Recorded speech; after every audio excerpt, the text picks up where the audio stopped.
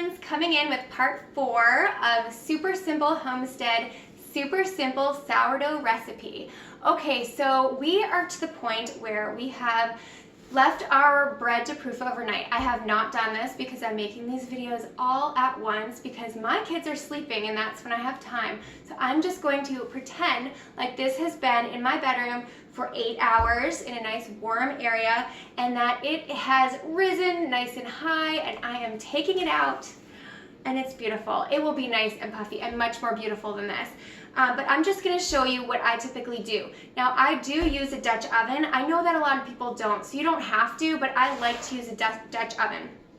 One of the most important parts that I got wrong a lot in the beginning is that you want to make sure to preheat the pot. Not just preheat your oven, but preheat your pot or your Dutch oven or a pan or whatever you're using. This is going to save it from sticking. Now, I want to tell you, if it sticks in your bowl or in your Dutch oven, it's still going to taste amazing. My early days, all my bread was just sticky and it was sticking to everything. I wasn't necessarily doing it all right and it was not necessarily the best shape, but it always tasted amazing and my kids loved it. So it's okay. If things stick, it works. But if you can avoid it, hey, let's avoid it. So you want to make sure you put this in the oven to preheat. I preheat my oven to 450 degrees and I put this and the cover in the oven and I let it sit so it gets warm. And even after it reaches 450 degrees, I let it sit for a little while. Like I will go 30 minutes to an hour and just let this get really hot because I don't like when it sticks.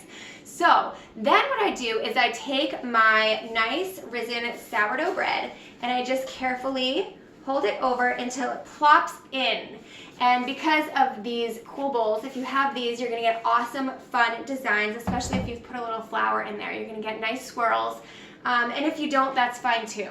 Now, the next important thing to remember is you just wanna keep, let a little air out by slicing just into the very top of the bread. I do 3 slices if I'm in a rush. If I have time, my kids like for me to do designs. I've done all kinds of fun designs, but you're basically just making sure that as it's baking, that air can escape. So it's just right on the top, and I'll even show you what I'm doing here. It's just right on the top. You're not going through the bread. You're just making 3 little slices. And you know what? Plenty of times I forgot that step. It still comes out great, but it definitely is better when you do that. And then I put this in the oven at 450 degrees for about 35 minutes. Now, the way that you're supposed to check is you're supposed to pick it up very carefully. You want oven mitts, and you want to knock on it. And if you get a hard crust, a nice knock, then your bread is done. And there are so many different ways to enjoy this bread. I'm going to make more videos on why we love sourdough bread and things to do with sourdough bread and other things to do with my starter. But for now, hopefully you will enjoy your sourdough bread making. And yeah, you just want to make sure that you take it out about 35 minutes after you've put it in at 450 degrees and you should be good to go.